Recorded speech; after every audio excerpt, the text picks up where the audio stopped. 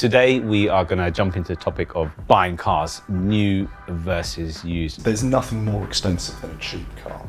Are you saying this while looking at me? You should be looking at Oms while you're saying this. Buying a new car, you have a certain budget or you have certain options available to you. Second hand, it kind of opens it up to a much wider market. I felt like I didn't have the courage to buy used because I didn't know what I was getting myself into. You're going to own a car. In the UAE, have one or two good garages on tap, know where to be able to source parts, have friends that fly in from the UK with spare suitcases. I asked my manager at work once to bring back a steering wheel. My CLS 63 is a classic example where I couldn't afford that brand new. I mean, look, let's be fair. The classic is the Lexus where you have to open the glove box to make the ignition work.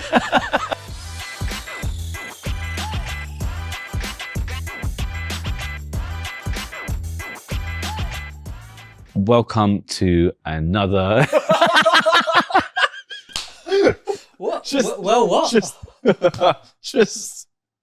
How can I not say that word that you guys bursting into? Okay. To another podcast for AutoMarket.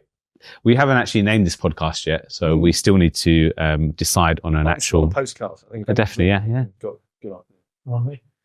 One way. Yeah, maybe not. One Or direct- just stop. Maybe One those direction. Always one direction. It is always a one direction. That means got a bit of a boy crush. He definitely does. He's. Are we filming this? We are filming this. This is started, so yeah. Just so you know, it is started. It's so welcome. Good to have Oms and Sabir again with us. Good to be back. Two great gentlemen. I'm surprised we actually have you back, to be honest. I thought we wouldn't be asked back to be honest. I didn't either, actually. So it is good to have you guys back. So thank you again. Today we are going to jump into the topic of buying cars, new versus used, and I think this is a very, very important topic to cover because it's something that everybody questions, regardless if it's your first car, your third, fifth, or 10th car, whatever it is. You come to that cross point where you kind of go, should I buy new? Should I buy used? So I think we'll cover the topic. I think we'll start off with, have either of you bought new before? We've chatted about this before, actually. For the longest time, it's going to sound stupid, but I only bought new cars. And it was just something that was not quite drilled into me, but from my dad went sort of through the same thing. He was fortunate enough to buy new cars each time I was doing it. And it was only when I started buying sort of slightly more classic cars and vintage cars, etc., that the used car option even became open to me, because I was so used to the convenience and the hassle-free nature of having that new car.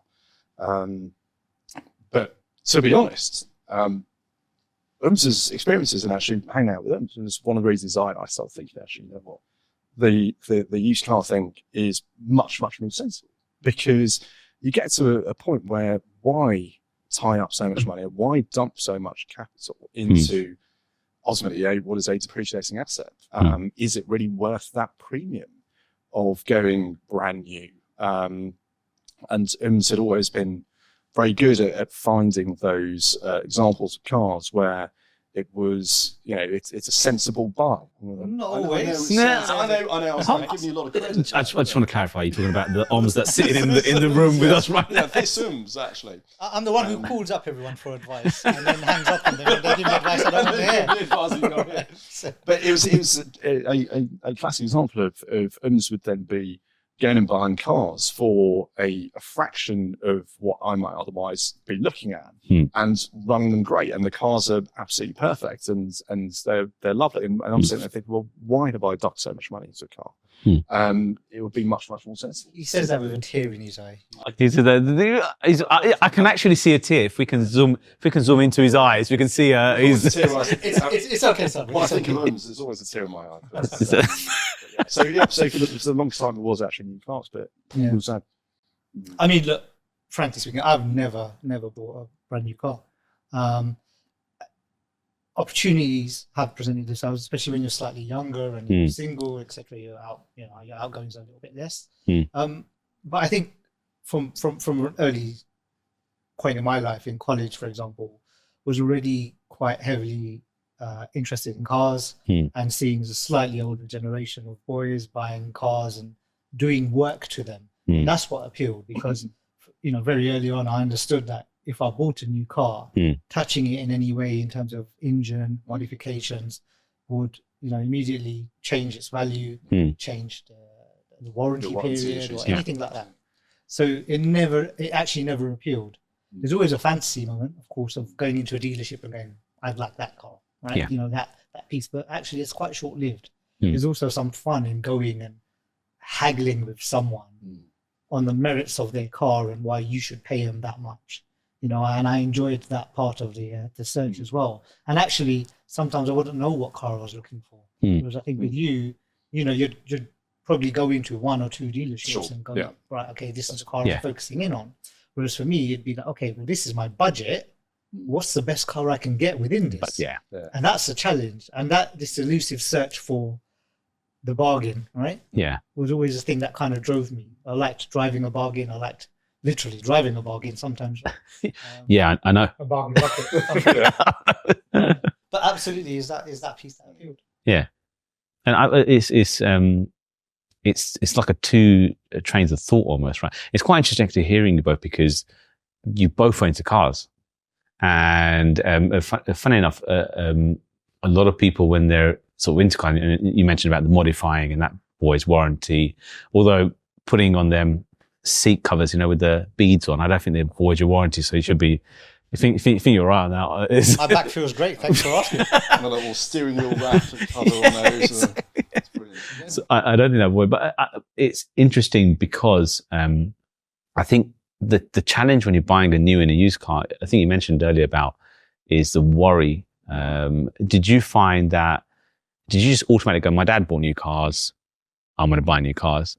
Or no, I think so. I was, if nothing else, I felt like I didn't have the courage to buy used, because I didn't know what I was getting myself into. Okay. And I didn't feel confident enough in my ability to pick out the right examples of the car. Yeah. What if something were to go wrong? Are we still talking about cars? It's still talking about cars. We'll come back to the other choices later. And so, I just felt that that new car peace of mind was worth it for me. And I was never of the mindset of, okay, I'm just going to chop and change my car every couple of years. I'll buy the car, keep it for a long time, keep it as long as I can. And of course, I would take a hit on it, but if I'm keeping it long enough, then hopefully I'll get some decent value out of it. So I never really bought them thinking about the exit strategy. Okay. And I wasn't really thinking about chopping, changing them and worrying about all of that. So I think that really did. Brilliant.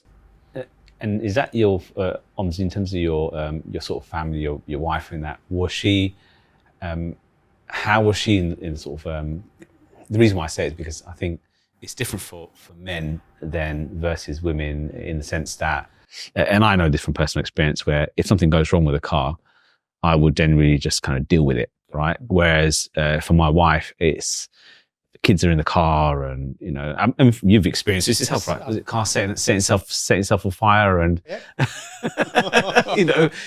with us in the car? With you, how does she sort of on your line of thought, going, actually, we don't want to waste money, and we should try and buy it depreciate? How does she think into the equation? So I think from my wife's perspective as well, and she came from a family that I think had also sort of generally bought second-hand cars here and there. Her brother certainly, as she was growing up, had a number of cars go through his years, right, as it were. I think the difference is that buying a new car, you have a certain budget or you have certain options available to you. So you look at certain brands, certain opportunities. Second-hand, it kind of opens it up to a much wider market. And that's what's actually been really interesting, especially when it comes to my wife, because I wouldn't necessarily initially have classed her as a car girl, as it were. She wasn't necessarily really into cars. But, after having met me, after having seen me going through a couple of cars, then getting to drive them, etc., she's now developed, her own taste for cars that she prefers and she likes. So for example, she's been through some of the bigger SUVs, Yeah. Audi Q8, Nissan Patrol, we're on Ford Explorer Sport at the moment. But she absolutely loved the Nissan Patrol. Yeah. And is itching for an opportunity to go back to that.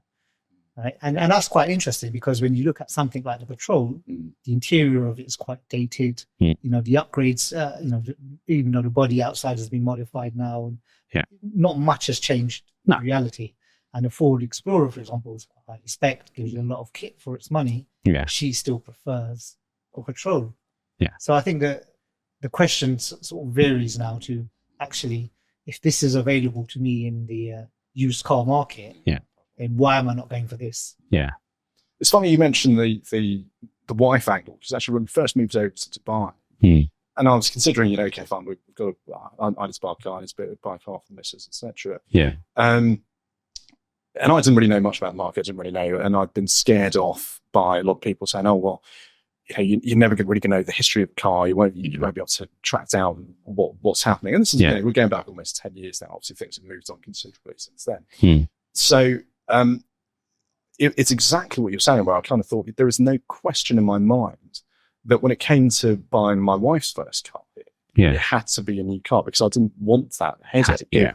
If anything were to go wrong, I'd rather, as long as my wife and the kids were all okay, and you know they're okay, but the car's sort of holding up, I could take a bit more of a gamble with my own car.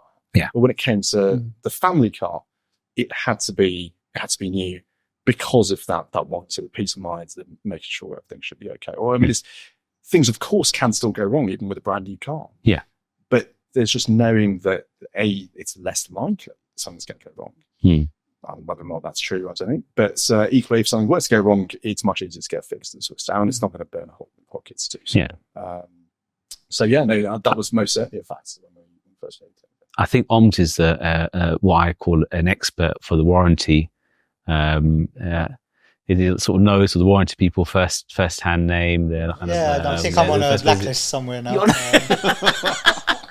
I forget the amount of times on my phone I've seen him sending posting a picture of coffee and tea biscuits while he's waiting at the dealership.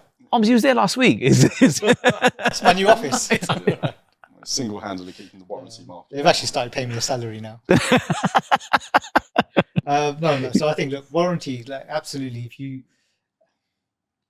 If you're with the right dealership, or you have the right relationships as well, or someone who's just actually sometimes just prepared to put up a bit of a fuss. Yeah, sure. I mean, you know, often I think that the view or the connotation is that if you buy a new car, the dealerships will automatically honor anything. Yeah. And usually what happens then is people are usually probably surprised. Yeah. When, you know, something goes wrong and they're like, well, this part isn't covered under warranty. You reported it too late, or you made a change and now this is, you know, that void, etc. All of these things. So from my perspective, it's actually two things which are key in the car world for me. Right? If you're going to own a car in the UAE, have one or two good garages on tap. And really know them inside out, have good relationships with them. So you know where you're going for almost any problem. Actually, three things. Two, know where to be able to source parts. Have friends that fly in from the UK with spare suitcases. I've heard this before. Can a clutch go in your bag? Thank you. You want me to? Actually, I asked my manager at work once to bring back a steering wheel. Can you just imagine his face? Like, sorry, what was that? And you know, and then three, having a good relationship with the dealership as well. If you've bought a new car, or it's still under warranty, even if you bought it second used, right? And that's actually a really good point, because that it certainly here, and I don't feel it was quite the same in the UK, but we've been away for a while, so maybe things have changed. It really does seem that the warranties and the service levels vary so much from not just brand to brand, but even dealer to dealer. And service advisor to service advisor. Absolutely. I've heard this actually. I think you mentioned something about with the BMW, right? Or something like that, that there was and I think I've read other people say as well, that they've seen the difference between the service centers, which is surprising. I can understand from brand to brand, you know, there's going to be a difference, you know, but it's quite interesting to hear even the service centers and people, to the point where people are saying, oh, actually I bought it from another Emirate because to to me, that's quite weird. I feel like you're buying a car from a dealership. It's not like I'm buying a Rolls Royce or I'm buying, I don't know, something else that's very low end, and I'm kind of expecting. What is this with your obsession with? Oh no, so that's my obsession. Yeah, I don't, we mentioned Kia. I was just trying to get one in. You know what? Funny enough, talking of new car. Funny enough, the Kia Sportage was Here we go. All right. not sponsored by Kia. Yeah. Was the only new car I've ever bought in my life. Is that right? Okay. And do you know what? It was one of the best decisions I ever made. It's not sponsored by Kia. It should be sponsored. What were your other best decisions? Just having. Oh, you do, yeah. They weren't that very good. There weren't many of them actually. It was. Yeah, so the playing field is quite low, right? It's very low. But interesting you say about the depreciation. Like for me, that's a big thing. Like as a car guy, that's a massive. I mean, Oms, you relate with this, right? I always look at it and go, you know what? That car, 2 years old, I've lost 60,000, 70,000 dirhams. I could actually bought a car for that. Or it meant that I could go into the bracket where I can buy something more nice. My CLS 63 is a classic example where I couldn't afford that brand new, but as it got older, it becomes more attainable, right? It's more, and it doesn't hurt the pocket as much, right? And you've let someone else hurt their pocket instead. So it's quite interesting, actually. On the topic of a lot of people obviously buy cash, they buy getting a bank loan out and so forth. The other option is leasing. Have either of you leased before? I think I did one hire purchase when I was in the UK. In terms of we spoke earlier about, just separately, about when would it make sense to be leasing? And putting aside sort of business scenarios where actually you buy a defensive car, that makes more sense to be leasing rather than buying outright, etc., etc. Yeah. The only reason I'd even got down that route with the HP was assuming that in about 2 years' time or in 3 years' time, I might want the new model of that particular car. Okay. And rather than being hunkered with this asset for a long period of time, having the ability to be able to go back to the ship and say, okay, it's time. Can I have a brand new one? Now, the problem with that becomes you are then tied into that brand. And the only way that really works is if every couple of years you are actually going back and just upgrading into the same brand, etc. The moment you try and come away from that, sure, of course, it's still possible to you just kind of walk away if it's a traditional lease and it's just the end of the term, car back and walk away. You don't really have anything. You don't own anything at the end of that. And so be it. Frankly, from a financial perspective, that probably makes a lot more sense because rather than tying up your cash in something that is going to lose value, let the dealership worry about that. The brand worry about the depreciation. You're just paying the fixed fee. You're effectively just renting the car from them. And then into the period, you don't have any further liabilities and you just hand it back and move on. So it seems to be, it's strange why it hasn't really taken off here in the same way that it has back home. And there's no doubt a huge number of reasons for that, including the general affluence of the population here. Maybe it's just not as attractive a model. But I think there is a lot to be said for leasing, and it serves a particular purpose. Yes. So I wouldn't be averse to that. I mean, my leasing experience probably goes as far as offering my friend a cheeky Nando's to borrow his M5 so I could drive it to a wedding. That's a really good trade. Can I borrow your M5? Yeah, what are you going to give me? I'll take the Nando's, to be honest. I'll probably still owe him the Nando's, to be fair. I'll move to Dubai to avoid paying.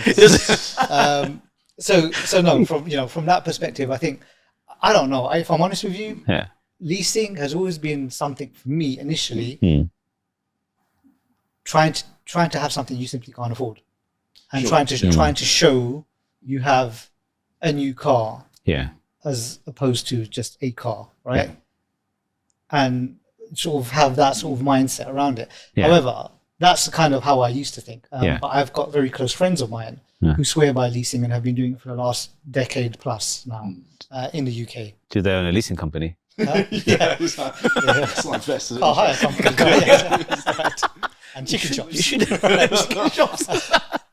No, so from that perspective, and I've seen, they've got good, reliable cars. They've taken away, to your point, it's a family car. Generally speaking, it's a family car that's leased. And then he may have his passion project on the side as well. Yeah. A small car for him. We're still talking about cars, right? Yeah. Just I think so. check it. As far as I know.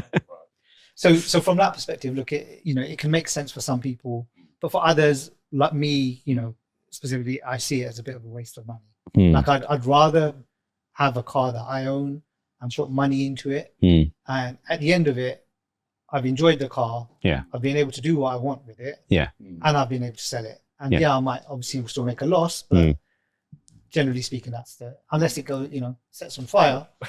Yeah, maybe not the best example, but I'll flip the coin, and the other side of the argument is some people say, I think you touched upon it, Sabir, is that a lot of money sometimes can be fitted into this in terms of like, I've put a lot of money into this asset that I've now locked up. Whereas if I were to pay a monthly rental, I think this is probably, and I feel like, and to be honest, I'm surprised in Dubai it's not as big as compared to the UK, where people would say at least, and I always sort of say this to people that if they're new here, for the first year or two, it's quite risky in terms of, I guess for some people, depending on the role, the job security, in some people in terms of, I know that fact when I came over here, it's a large expense at the beginning because you're furnishing your house, you got to buy this, you got to buy that, so there's a lot of money that's already been sort of taken up, right? And to be honest, that didn't work out well for me because I ended up buying really cheap cars because I was like, I don't want to lease, I don't want to, and in hindsight, that's what I should have done. But I bought really, really cheap cars that were really bad that I, for some reason, thought I could fix and make it work right. Bit like my. He's into the past tense, as if he's not still doing it. I mean, look. Let's be fair. The classic is the Lexus, where you have to open the glove box to make the ignition work. That's a security. It is a security device. Yeah. If the fact the doors don't lock has nothing to do with it, but it's got soft closing doors. Yeah. Well, they don't close. That's why. Yeah, exactly. It always going to be It's soft. always going to be soft. Yeah. And yes. So there is, I can see the purpose for it. I can see, like, in terms of, but I wouldn't long-term lease. Because for me, it's like adding that up. You're adding it up and going, so I just spent 4 years leasing. But that's you've got nothing to show, and that's the thing, But then you've got nothing to show for it at the end of it. At least after, let's say you've taken out a loan 4 years, let's say you just put that same money into actually paying off a car loan for 4 years. At the end of the term, you still own an asset. It might not be worth as much as it was right at the beginning, but you still own something. Yeah. And then you have to sell that, etc. I mean, where the leasing model really works very, very well in back home is also in the fact that a lot of maintenance was taken care of, and you didn't have to worry about consumer goods as much. It was all part and parcel of the program. But you're right. It's especially for people moving over here. Yeah. It would probably make a lot more sense because then you're not tied in or you're not having to outlay as much cash as otherwise it would be. So it's interesting to see. I'm sure at some point it would expand. I thought I might be mistaken, but I thought I saw some programs that started with a few brands. But it certainly hasn't taken off here in as big a way as I thought it should have. I think with the Chinese market as well, and the Chinese cars coming available for much cheaper as well, that's going to have an impact, even if leasing was about to take off, right? Because now you can buy a semi-decent car for a lot cheaper. And the view being that if it takes 3 years for you to run it into the ground and you end up with almost zero, you can afford to do that because it would be the same as leasing another car anyway. Yeah. That's a brilliant topic. That's a brilliant topic. Exactly. Yeah. I think we've got a podcast about that. It is Chinese cars. The Hong. Okay. So anyway, as I was saying, is there certain scenarios where leasing on cars, where leasing particular categories actually, because you were talking about depreciation and again, okay, fair enough.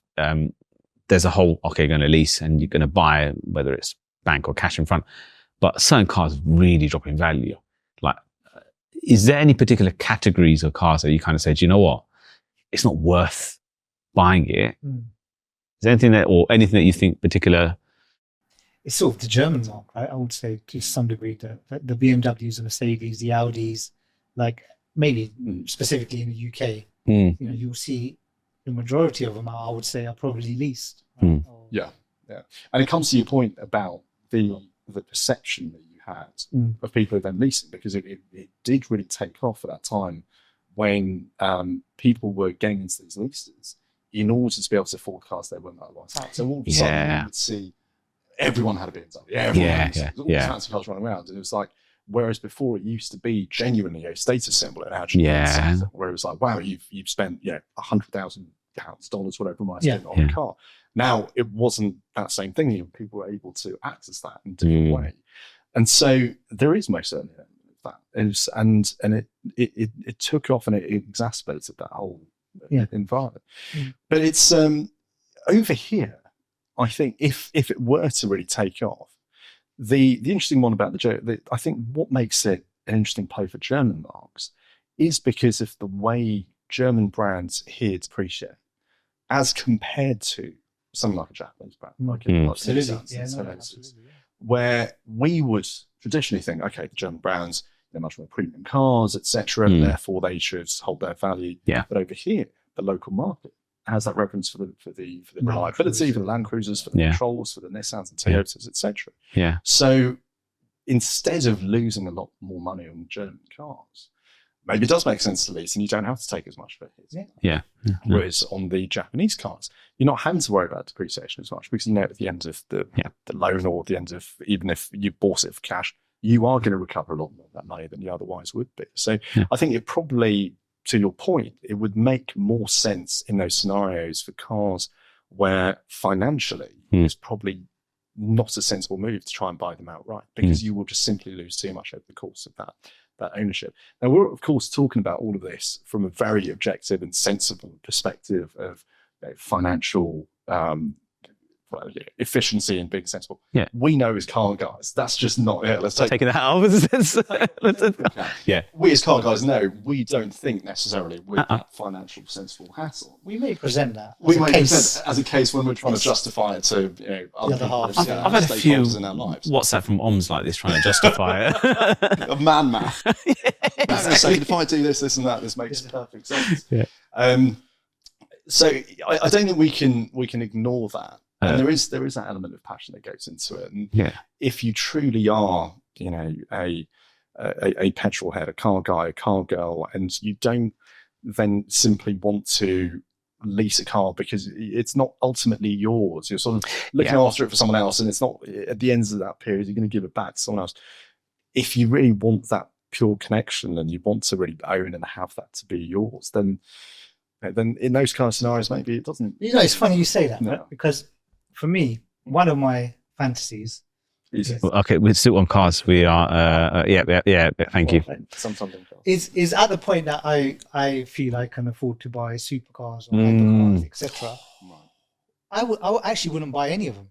Why not? I really wouldn't. I would try to find or join one of these, luxury car clubs. Okay. Where I get to drive every single one of them, maybe on a rotation basis, one a month, for example, for the next 6 years. Simply because I don't think I could really make my mind up on which one I really wanted for myself. Perhaps after that 2-year period of trying all of these cars out, maybe I'll make a more of an informed decision. I've been fortunate enough to drive a few of these cars as it is, and I've loved them, and I've really enjoyed my time in them. But I've also equally not been commit to any single one of them. I've not missed it when it's gone per se. Okay, Whereas now, if I look at my X5M, if I don't drive it once in a week, for example, or twice a week, I actually miss driving it because I have so much fun with it, and I've got an affinity to it. Nice. So it'd be interesting because I would never, with the luxury car market, I would never buy unless it's an investment that I'm buying to park up somewhere, allow it to appreciate. For me, I would want to lease at that point. That's interesting. The classic cars, like the old Porsches, even like the more newer gen, like 997s. Even now they're holding the value really well, and they're not even like 20 years old, just 15 years old, and they're already holding their value. So it kind of makes. Funny you said, the other night I was looking at cars way outside my budget, but I was looking at Ferrari Californias and going, actually, do you know what? They're not badly priced. For they've dropped a lot, but it's a bit like that Maserati conversation. Yes, we've had this conversation a few times. I was like, they're so well priced, but then it's like, do you want to live with that? There's a reason for that, right? do you really want to? I think I messaged you a few times. I wanted to buy a Gran Turismo. I didn't remember, and I kept messaging you. And I'm I carried on going Bentley GT, and then He just went on. Right, so, yeah. And then I think I bought Lexus then. With doors that don't close. We don't close exactly. Glove box starts it. Yeah. Right, so to sort of close off the podcast, I've got one final question. I think it's an important question, actually, to be honest, because everybody goes through this in the sense that I want to buy a new, I want to buy a used, but they make mistakes in doing the man maths or the woman maths in that decision because they're kind of, I don't know, they're kind of leaning to one and trying to, this is Oms, justifying himself on something and going, oh, but you know what, I could save this car, I should get it, you know, it's really well priced, you know. But what's like rescuing orphans? Yeah? It is, you know, I get it. You know, it's not rescuing orphans. Hold on a minute. We'll come back to that momentarily. It's exactly. So I guess a lot of people would want to know from you. I mean, both of you've got lots of experience buying cars, new, used. What is some of the mistakes people do when they're doing the maths on that? Like, talk to abs. Yeah, come to you for advice is probably the right. I don't know. One kind of, it's a sound bite, but I'll stick it in. I think I mentioned this earlier today as well. Right? There's nothing more expensive than a cheap car, and it's that classic trap. That's not exactly how you. Are you saying this while looking at me? You should be looking at Oms while he's saying this. I'm sure the topic was different. The topic might have been slightly different, but the sentiment is the same. I like the segue. I like the segue. Yes, let's stick to the sentiment. And so there is nothing more expensive than a cheap car. And what do we mean by that? It's the falling into that trap. Yes. Of looking at that luxury car, whatever it might be, and thinking, you know what, that looks like a bargain. Whatever the gremlins might be, I will deal with it. I'll take that. Yeah. It's going to be great. It might need a bit of work. I'll source it out. If a deal on a car is too good to be true, chances are you are going to end up spending a lot more than you ever expect in order to get up to scratch or get it working, etc., etc. So beware those deals and falling into that mentality of coming back to your Maserati conversation about why don't we just go ahead and do this? It's such a great deal on this car. Yeah. It may be a great example. You never quite know, but surely a great example isn't going to be priced appropriately. So the flip side to that would always just be buy the best example. If you're going to go with the used car market, buy the best example that you can afford. And it might not be, you know, the highest spec, or it might not be the newest version of that particular car. But if you can get a solid service history and maintenance records, etc., that's going to be worth a hell of a lot more than simply being able to say, oh, I got this particular spec of this luxury car. So that would be one of my sort of piece of advice on how to look at this. And we do need to be a little bit sensible when it comes to these kind of things. And so the sentiment comes back on now, and it's a case of fling the just don't overstretch yourself and don't fall for that bargain trap. I mean, I have a rule when it comes to buying used cars, which is that the price point I'm looking at, I should be able to afford at least 30% of that for repairs in the first year. Oh, that's a very good. So if whatever it is, maybe 100,000, 150, 200,000, then a certain percentage of that is not for the car; it's for the maintenance. Getting it back up to spec the way that I would want it, and having a comfort level that now everything that needed to be done has been done. And then theoretically should run well for the next 6 months, etc., without needing anything more than maintenance. So be prepared to invest that as a sort of almost a golden rule in buying a used car. And if you're not doing that and you're blowing all of your money on buying that car, then you end up either with lemon or you end up sucking lemons. Yeah, exactly. I'm glad you just said that. Or worse, But look, on the flip side, equally, when we're looking at those new cars, etc., let's not take away from that, because for a lot of people it's an achievement, and it should be celebrated, right? And it should be that feeling you get from that buying that new car and getting the new car smell and all of that sort of stuff, because it's the experience of... You could buy an air freshener for about 20 dirhams. It's not the same, Oms. It's not. It's actually... some of those smells just don't go away, Oms, as you know. I want to smell the glue in the car that just put it together. That's why I don't want to smell an air freshener. I want to... my car recently? I tried not to. But it's, hold my breath when I go now. So yeah, and there is a time and place to buy that new car, and whether it's from the peace of mind of having the dealer network behind you, and peace of mind that comes with that, or simply just that achievement of, you know what, I've been buying particular types of cars or used cars my entire life. I'm working towards this. My target is to walk into that particular dealership and buy a brand new car from there. And there's a lot to be said for that. So again, switching hats, and I'm sorry, I'm changing my hats. We're talking about buying, and this is about leasing. No, So I'd still say that's where on the buying part as well. I mean, Would you still, as a question to someone who may go in and lease a car, do you still get that feeling, knowing that you're fundamentally I think it's doing still long-term rental? You still smell the glue. You still smell the glue. That's exactly right. You still Mm. get that sort of the dopamine hit walking into and sitting in a brand new car. Yeah. Okay. And even if you know at the back of your mind that this isn't forever, it's not ultimately yours, it's still fair enough. still makes you feel good. It's very inspirational. That was a very sort of inspirational, that you kind of almost like kind of saying, I'll buy and then I want to aim. But I think one key thing, I guess, for listeners is probably the most important, and you both of them touched on it perfectly: affordability. Yeah. Like understanding affordability, and I've seen it many, many times where people are buying right at the top end. And they're buying cars beyond their budget means, and then when it's gone outside of warranty, and they're like, "What do you mean it's going to cost 30,000 dirhams to replace this?" And they're like, "Yeah, but that's not the expensive bit. The expensive bit is actually this." So I think both of you really touched on a key message there, that whether it's new or whether it's used, the fraction thing was brilliant. I've never thought of the 30% rule as a bucket to have that you've got in case for repairs. But question: why don't you heed your own advice? That's the only. As with any advice, it sounds better spoken out than absorbed. Right? So, You can give, you can't take, which is. Sorry, we're still talking about. Yeah. Okay. Right. I'm not a receiver. And on that bombshell, we'll end the podcast. Thank you, gentlemen, for joining again, and you both are definitely going to be welcome back again. Thank you very much. Cheers. Bye.